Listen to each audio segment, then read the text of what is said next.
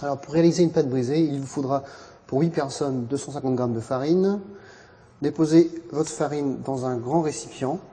Ajoutez 125 g de beurre en parcelles. Vous aurez pris le soin de laisser le beurre quelques minutes à température ambiante pour le couper plus facilement.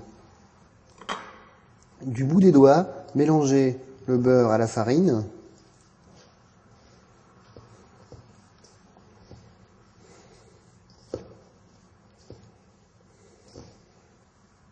Sablez ensuite le mélange, c'est-à-dire passez la farine entre vos doigts et le beurre pour donner au mélange un effet sablonneux. Attention à ne pas trop mélanger pour ne pas brûler le mélange, c'est-à-dire pour ne pas que le beurre ne fonde de trop. Lorsque le mélange est assez sablé, faire une fontaine au milieu, c'est-à-dire un grand puits, ajouter le jaune d'œuf, 50 g d'eau ou 5 centilitres d'eau.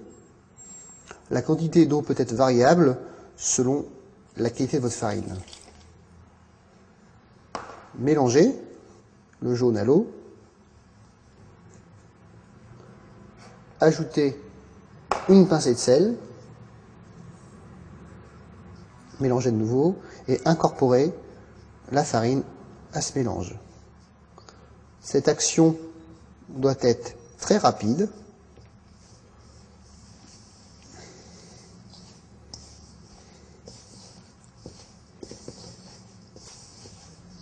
Formez une boule relativement rapidement.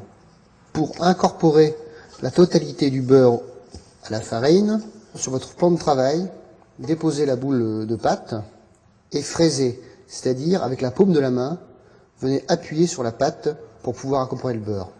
Faites cette opération 2 fois, comme ceci. Écrasez la pâte pour incorporer la totalité du beurre. Ramenez la pâte vers vous.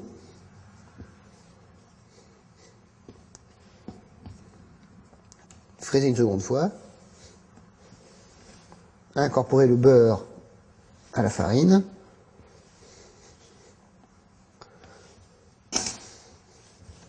Vérifiez que le beurre soit totalement incorporé.